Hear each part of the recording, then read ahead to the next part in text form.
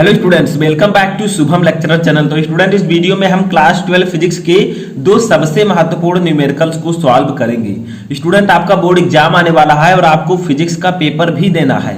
ऐसे में फिजिक्स के पेपर में हर साल कम से कम 20 से 25 नंबर के न्यूमेरिकल्स पूछे जाते हैं। ऐसे में हमें अब उन सभी न्यूमेरिकल को लगाना है। हमारा एक टारगेट है, ठीक है, कि मैं आपको उन सभी इंपॉर्टेंट न्यूमेरिकल्स को प्रोवाइड कराऊं जो कि आपके बोर्ड एग्जाम में पूछे जाते हैं और इस बार भी पूछे जा सकते हैं। तो देखिए, जो दो न्यूमेरिकल मैंने इस वीडियो में लिया है उनके पूछे जाने के चांसेस 99% हैं। ठीक है, मैं अपने पर्सनल एक्सपीरियंस से कह रहा हूं। तो देखिए, इस वीडियो में हम दो महत्वपूर्ण न्यूमेरिकल को सॉल्व करेंगे। 2 से 3 नंबर आपका क्लियर हो सकता है। अब सबसे पहले मैं यही कहूंगा कि अगर आप इस वीडियो को देख रहे हैं तो लास्ट तक देखें, ताकि आपको आधा अधूरा आपका न्यूमेरिकल ना बचे, आप पूरे न्यूमेरिकल को आसानी से समझ सकें और जिस फार्मूले को मैं बताऊं उसको भी आप समझ सकें, ताकि यही न्यूमेरिकल नहीं कोई और भी न्यूमेरिकल आए तो उसे भी आप आसानी से सॉल्व कर सकें। तो चलिए बिना किसी देरी के स्टार्ट करते हैं। हो सके तो वीडियो को लाइक कर दीजिएगा, ठीक है, ज्यादा कुछ नहीं तो आप लाइक तो कर ही सकते हैं। देखिए, सबसे पहला न्यूमेरिकल है 12 वोल्ट विद्युत वाहक बल तथा 3 ओम आंतरिक प्रतिरोध बैटरी को किसी प्रतिरोधक से संयोजित किया जाता है। यदि परिपथ में धारा 0.5 एम्पियर है तो जुड़े प्रतिरोध का मान, ठीक है, प्रतिरोध होगा यहाँ पर, तो जुड़े प्रतिरोध का मान ज्ञात क्या है, ठीक है, मान क्या होगा। तो देखिए, आपको 12 वोल्ट विद्युत वाहक बल दिया गया है न्यूमेरिकल में, 3 ओम आंतरिक प्रतिरोध दिया गया है, ठीक है। आंतरिक प्रतिरोध और प्रतिरोध में डिफरेंस होता है, ठीक है। आंतरिक प्रतिरोध को हम स्मॉल आर से डिनोट करते हैं और प्रतिरोध को हम कैपिटल आर से, ठीक है। और यदि परिपथ में धारा 0.5 एम्पियर, यानी कि जो धारा है वो 0.5 एम्पियर है, तो जुड़े प्रतिरोध का मान ज्ञात करना है। तो न्यूमेरिकल पहले आप ध्यान से पढ़िए, अब जो दिया गया है उसको लिखिए। सबसे पहले हमें दिया गया है E इक्वल टू, विद्युत वाहक बल को हम डिनोट करते हैं E से, ठीक है। E इक्वल टू दिया गया है 12 वोल्ट। उसके बाद में हमें दिया गया है आंतरिक प्रतिरोध, जिसको हम डिनोट करते हैं स्मॉल आर से। R इक्वल टू दिया गया है हमें 3 ओम, ठीक है, 3 ओम। अब देखिए, हमें यहां पर दिया गया है परिपथ में धारा, धारा को हम डिनोट करते हैं स्मॉल आई से। I इक्वल टू दिया गया है 0.5 एम्पियर, ठीक है। इतनी चीजें हमें दी गई हैं। अब हमें निकालना क्या है, जब सब कुछ दिया गया है तो हमें निकालना है प्रतिरोध का मान। तो देखिए, प्रतिरोध को हम डिनोट कर देंगे कैपिटल आर से, रेजिस्टेंस, और ये हमें भैया निकालना है। अब आप लोग सोचिए समझिए कि आखिरकार इस फार्मूले में इस जो इतनी चीजें दी गई हैं संकेत, इससे कौन सा न्यूमेरिकल, कौन सा फार्मूला हमें यहाँ पर लगाना है, कुछ सोचिए, दिमाग लगाइए, ठीक है। अब यहाँ पर जो फार्मूला लगाना है, अगर आप लोग पहले इसको उतार लेंगे जो कुछ दिया गया है, तो फार्मूला आपको आसानी से याद हो जाएगा, ठीक है। तो देखिए, एक फार्मूला होता है, ठीक है, I इक्वल टू धारा इक्वल टू, एक फार्मूला होता है E अपान, यानी कि विद्युत वाहक बल अपान R प्लस R। ये है प्रतिरोध, ये है आंतरिक प्रतिरोध, ठीक है। अब हम यहाँ पर वैल्यूज को पुटअप कर देते हैं। I इक्वल टू E की वैल्यू दी गई है 12 वोल्ट, ऊपर सीधा सीधा दिया गया है, ठीक है, अपान R हमें निकालना ही है, और स्मॉल r की वैल्यू दी गई है 3 ओम, ठीक है। अब देखिए, यहाँ पर एक काम आपको करना है। देखिए, I की वैल्यू भी हमें दी गई है 0.5, तो हम लोग यहाँ पर लिखेंगे 0.5 equal to 12 upon R plus 3।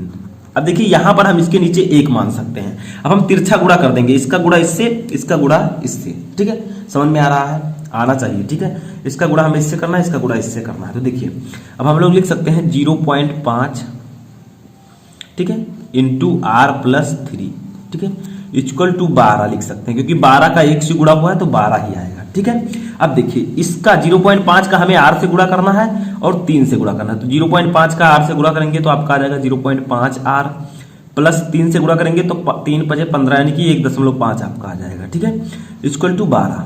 समझ में आ रहा है, सिंपल है। देखिए, R प्लस 3 से हमें 0.5 को गुणा करना है, ठीक है, R का अलग 3 का अलग। अब देखिए, यहाँ पर आपका 0.5 R ऐसे ही रहेगा, इक्वल टू 12।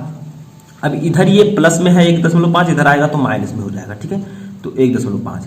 अब देखिए, 0.5 R इक्वल टू, जब 12 में से 1.5 हम निकालेंगे तो आपका आ जाएगा 10.5, ठीक है। समझ में आ रहा है, कोई दिक्कत नहीं होनी चाहिए, बहुत ही सिंपल है। अब R इक्वल टू हम लिख सकते हैं 10.5 अपान, इस 0.5 इधर गुणे में है, इधर आएगा तो नीचे बटे में हो जाएगा, तो 0.5, ठीक है। अब हम काट सकते हैं इसको, ये पॉइंट पॉइंट कट जाएगा, और 5 से हम 105 को काटेंगे तो 5 2 और 1 आ जाएगा, ठीक है।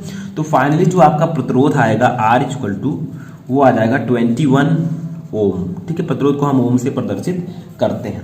तो ये आपका आंसर आ चुका है भैया। बहुत ही सरल ये न्यूमेरिकल है, कोई दिक्कत नहीं है, बस सिर्फ ये फार्मूला याद रखिए। यही न्यूमेरिकल ही नहीं बल्कि इससे रिलेटेड कोई भी न्यूमेरिकल आता है तो आप उसे आसानी से सॉल्व कर देंगे। अब सेकंड न्यूमेरिकल हम लोग सॉल्व करते हैं।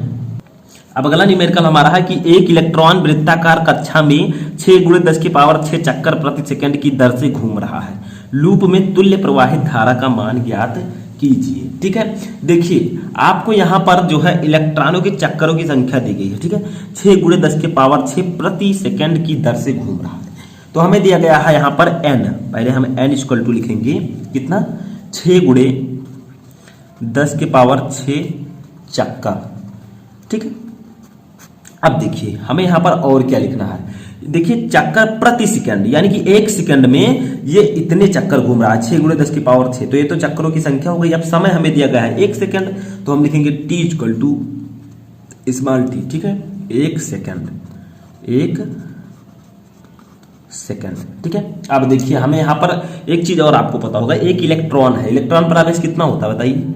इलेक्ट्रॉन पर आवेश होता है E = कितना होता है आवेश बताइए, 1.6 × 10⁻⁻19 कूलम। ठीक है, सभी को पता है कि इतना आवेश इलेक्ट्रॉन पर होता है। देखिए कुछ चीजें न्यूमेरिकल्स में कुछ वैल्यूज छिपी होती हैं, जैसे यहाँ पर सिर्फ एक ही वैल्यू दी गई है, 6 × 10⁻6 चक्करों की संख्या दी गई है।